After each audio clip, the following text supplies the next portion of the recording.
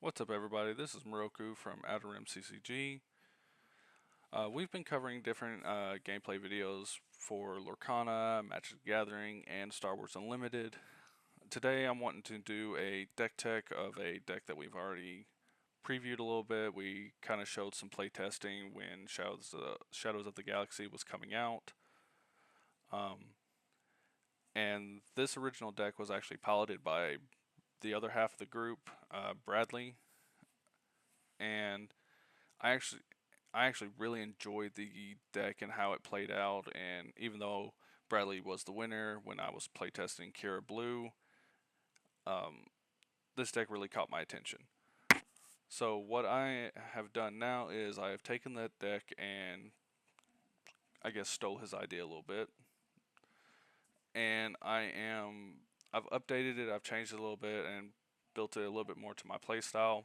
I will link the original deck list of his, and then I will also link the gameplay video that we did prior to the full release of Shadows and the testing that we've done.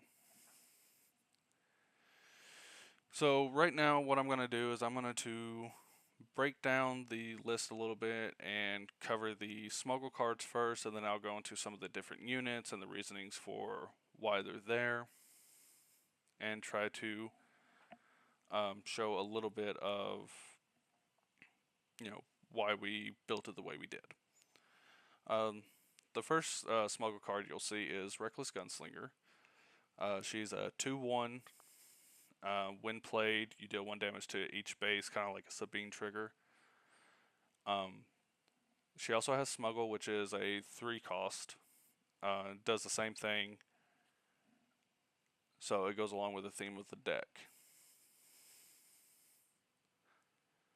The next one you'll see is the Hotshot DL44 Blaster, which is an equipment card. It gives your units a +2/+0.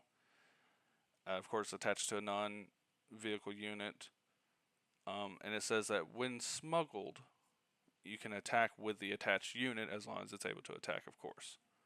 And then you can smuggle it in as a 3 cost instead of a 1, as long as you're in the colors of Cunning, which we are. The next one you'll see is Cassian Andor. Honestly, he's probably one of the best units that's with Smuggle that I think was released in this set, especially for at least aggression. There's arguments for the one beside it, but I'll cover that one here shortly. Cassian Andor is a 3 cost, 3/5 with the ability that says that when smuggled, you can raid this unit, which means basically he comes out with the equivalent of haste in Magic or rush in Lorcana, which means you can attack the turn it comes out, which is very pivotal for decks like this, especially if you're behind in the deck or behind in the game and you're needing a quick out. Yeah, it takes an action to smuggle, but it gives you a 3/5 body, which is super useful. Or if you're just trying to finish the game and your opponent doesn't have anything else protecting him, and you can get in for a quick 3 damage if you can ready a Cassian the turn that he's tapped out. You can smuggle him in for a 5 cost, and most of the time you are going to smuggle with this guy. There's not much sense for you to just play it straight out unless you absolutely have to for some reason. I'm going to skip DJ and Tech. Most of you guys will probably already know the DJ Tech combo, so I'll cover that in just a second. I'm actually going to skip down and go ahead and cover the big Millennium Falcon. The Millennium Falcon is a 6-drop, 5/5 body. However, it also says that if you play it from your hand, it gains ambush, which is super relevant with all the space units that are going around, especially like the creeping starfighter that's running Tarkin. Most likely by the time you play this against that, it's going to be a little beefy, but with a 5/5 body, you may be able to compete with it a little bit better. However, if you don't want to if you don't want to have a card come in ambushed, or if you really need a resource, you can still smuggle this out, and it still smuggles out as a 6 cost. It just doesn't have ambush at that time, which all in all I think is still a fair trade. The last card I'm going to cover before I go back to the DJ tech is Chewbacca Pikesbane.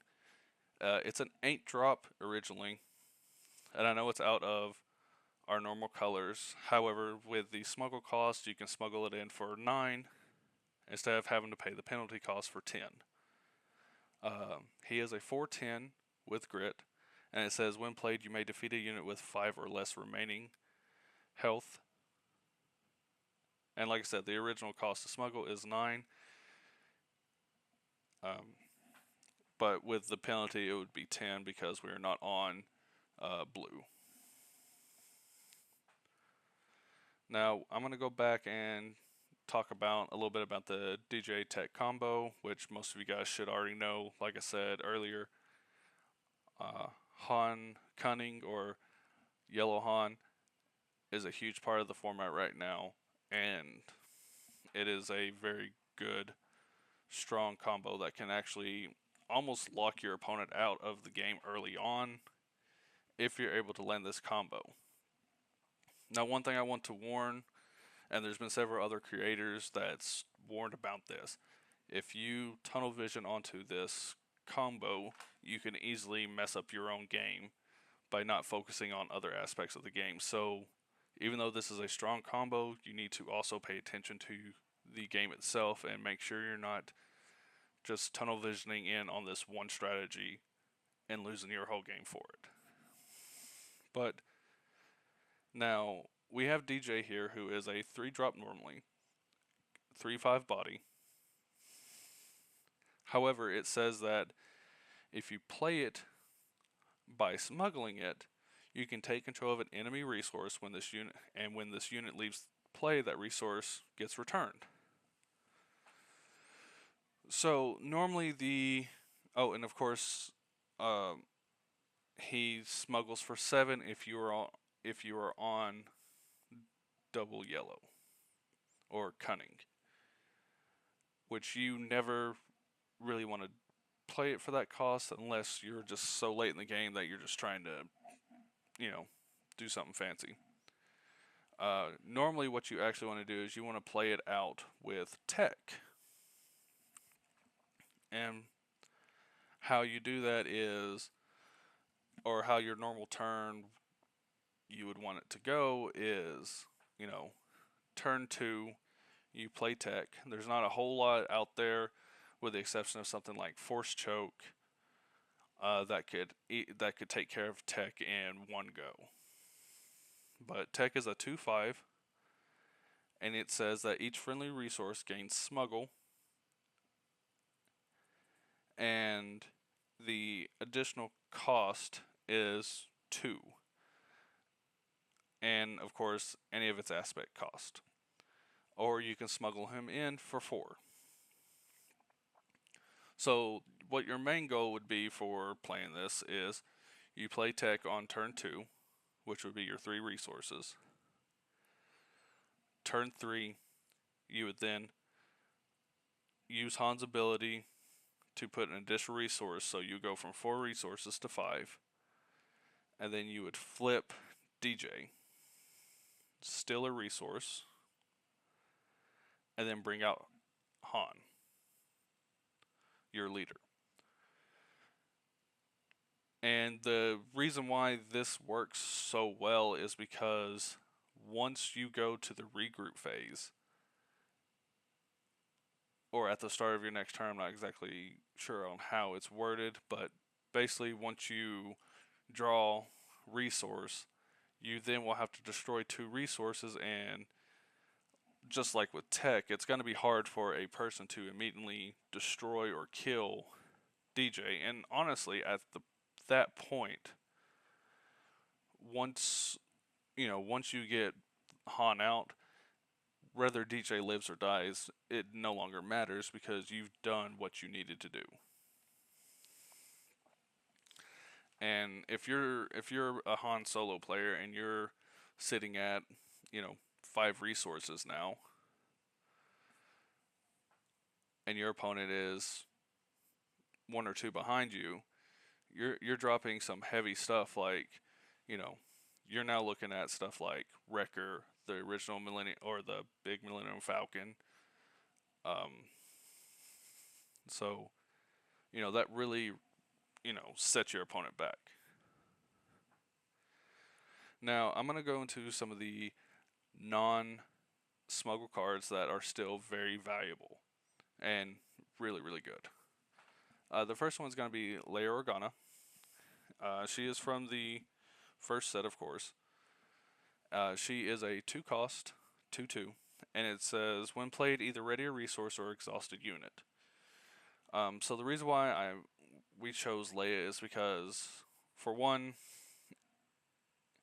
you know, I'm not normally going to be using the ready a resource because if I'm playing her, it doesn't really help me too much if to ready a resource. However, the tapping down an enemy opponent or an opponent's unit, that is stuff that slows down my opponent to keep him or to keep them from messing with my board state.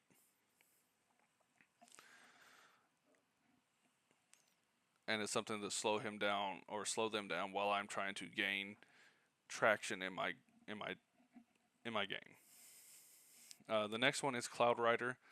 It is actually really hilarious to smuggle this guy in because out of nowhere you just have a 3/1 smashing somebody. Um, but that's exactly what Cloud Rider is for. It is basically used to throw a unit down and to take out an opponent's unit that you don't want on the field, period. I mean, something like, Echo Base Defender or the Phase 3 Dark Trooper or the Cell Block Guards, stuff that you want out of your way. The next ground unit is very well known. It's K2SO. It's a 4/4, another great smuggle target if you have a tech out. It has overwhelming instead of ambush.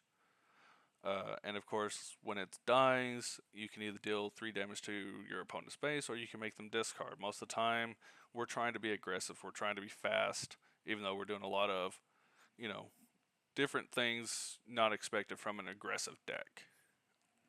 But K2 is well known. It was one of the premier cards for set 1. It's still played heavily in Sabine decks still, so this guy's no stranger.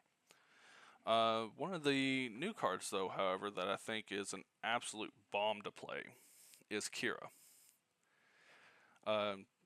She doesn't have Smuggle. She's a 4 cost, and she's a 3/5 body that comes out and it says, when played, you can look at an opponent's hand and name a card. While Kira is in play, each card with that name costs 3 more for your opponent to play. The other day when I was playtesting against Bradley, he was trying out his Tarkin Yellow deck, trying to test out his version of the space deck, and I dropped Akira early on and named Triple Dark Raid, and that slowed him down enough to where I was able to outpace him in the game before he could even use that card. And that can happen to any number of cards that comes. The next unit I have, which is Chewbacca, he was also from the first set, is a 3/6 Sentinel, and it says that when this unit is attacked, you can ready him. So against those aggressive decks, this is an absolute killer of a card to play against because not only are you having to go into this 3/6 body that can come out pretty quick, especially with Han's ability if you need a quick body out there. you know, that's a wall that they have to go through, and having a 6 body pretty early on is really difficult to handle for a lot of your aggro decks. And honestly, it is a prime target for another card that I play called Sneak Attack. Um, if I'm facing a really aggressive deck, Sneak Attack and Millennium Falcon and Wrecker are normally my main targets for this. And what Sneak Attack does is it's a 2 cost. You play a unit from hand, it costs 3 less to play and enters ready. However, at the end of the start of the regroup phase, it does die. So, you know, if I'm struggling in a match and I'm at the point to where I need a body to help slow the bleeding or to stop my opponent from doing whatever there is they're doing, my goal would probably be to drop a Chewbacca or drop a Millennium Falcon if it's coming from the sky. I mean, I can also play a Han Solo. I can play a Wrecker. I mean, I can do all these things to get some of these bigger bodies out that affect the board state as soon as they enter play. And that's why I'm running sneak attacks. Sometimes if I don't need that, of course, this is probably one of the early targets that I go for whenever I'm removing cards for my sideboard. The next card that we play is Wrecker, of course, and Wrecker has Overwhelm as well. He's a 6-drop, 7/6. When played, you can destroy a resource and deal some damage to a enemy's unit. I believe it is a ground unit specifically, and it's 5 damage. However, I mean, a 7/6 Overwhelm is crazy good, and especially if you're trying to finish a game and you just need that, quick kill. Sneak Attack does work for that as well. The next card we use, and this is the last unit that we have in our deck, is Han Solo. He came from the original set as well. He is a 7-drop 6/6 ambush. However, it does have the ability that while attacking, if it defeats a unit in combat, it deals damage before the defender. So it's kind of like the equivalent of First Strike in Magic. So the deck is built to be extremely aggressive, and the whole goal is to use the Smuggle ability to where your opponent is kind of struggling to contain your deck because you are outvaluing your opponent. Two of the other cards that I forgot to mention, we have the Privateer here. It is a 2-drop 2/2. However, if you control another cunning unit, it comes into the field with a shield. Now, the reason why I picked this instead of a different card, the shield, gaining a shield has become very valuable, especially with a lot more focus in the skies in this set. Almost every time I'm using this card, in order for them to get this off the field, they're having to sink additional resources. It's not a trade for a 1-for-1. It's normally a 2-for-1, which is always great advantage whenever you're playing this game. And that's also kind of why you also play the old Millennium Falcon, which is a 3/4. Comes into play ready, so it has haste. And at the start of the regroup phase, you can either play a upkeep cost of 1 to keep it on the field, or it returns to your hand, so it can be a recurring threat against your opponent. We also run Waylays, which is a bounce effect, so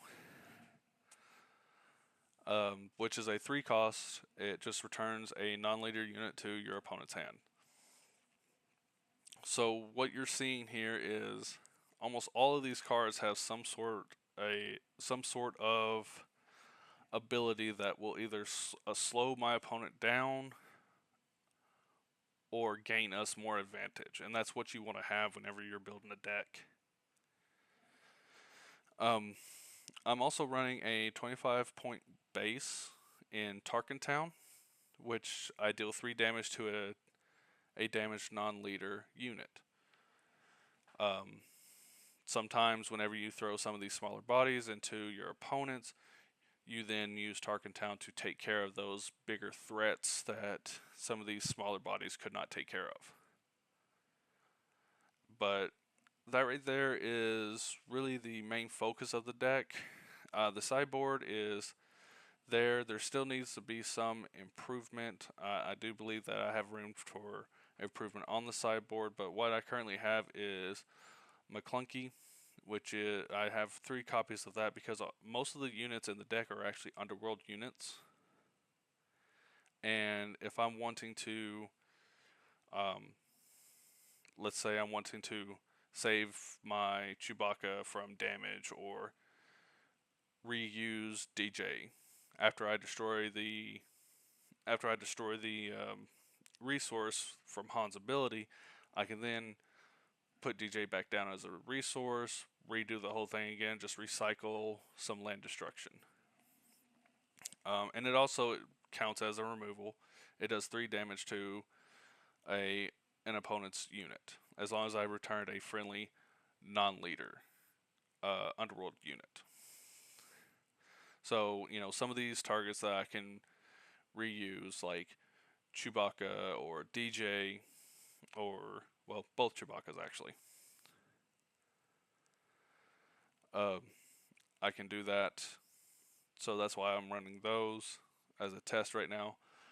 Spark of the Rebellion is a look at your opponent's hand, discard a card from it for a 2 cost.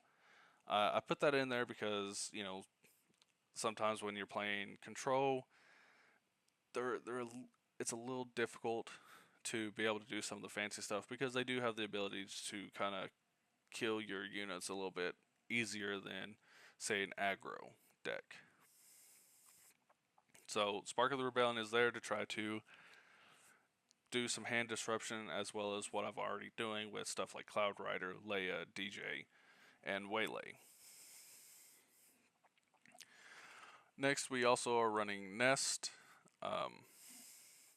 We do have some ambush units in the deck, and Nest is a 6-drop 5/4 ambush. It says while a friendly unit is, including itself, is attacking using ambush, the defender gets -3, which is really great in my opinion. Han Solo gets that trigger. You have Cloud Rider that also gets that trigger, so you could possibly even use it for an additional play. And then, of course, the other sideboard card is Fennec Shan, which also has an ambush, and it actually has a pretty nice ability on it that says on attack, deal 1 damage to the defender for each different cost among cards in your discard pile. Where I have anything from 1 all the way to an 8-drop. So those are all the different cost combinations that's in the deck. So, game 2, I can be facing a control deck or some other deck that's been tearing up my board all game. I play Fennec Shan and I wipe out one of their heavy hitters. I mean, that could easily turn the tide of a game. But that is the deck. That's how I've built it. I've really enjoyed how it played. I've done some testing on Carabas, which is a great website, and it's running around a 70% win rate. It has taken a loss to Sabine, but it's also beaten Sabine several times. And the thing that I've found to be the hardest to play against has been really hard control. And it has lost to a Kira Green deck as well, but it's also beaten a Kira Green. But one of the one of the matches that I've had an abysmal time against has been Palp Blue, and I don't know if I've just had bad luck against it or if it's been just how I've played it. But even though I've done a lot of the trying to mess up the board state, try to put the pressure on my opponent, it's a really terrible time when they flip Palp or the Super Laser Blast, because you don't want to invest so much into your field that it gets wiped out and your opponent just beats you because of the value they have on their side. But you also don't want to um, just sit there and allow him to build up such an aggressive stance or such a powerful stance in the field. So I'm thinking that the hard control decks may be the most difficult play against, and some of the other matches may be a coin toss, but overall this is still running at about a 70% win rate for me, and it's been super fun to play. Um, what I'm going to do now is I'm going to try to go in and do some playtesting and show you exactly how it's played out and hopefully win a few games on camera. If not, you guys can leave your comments, likes, dislikes, tell me what you think of the deck, or even suggestions. I would greatly appreciate it if you think that there's some things that I'm missing or some things I overlooked. But I'll catch you inside the game and hope you have a good time.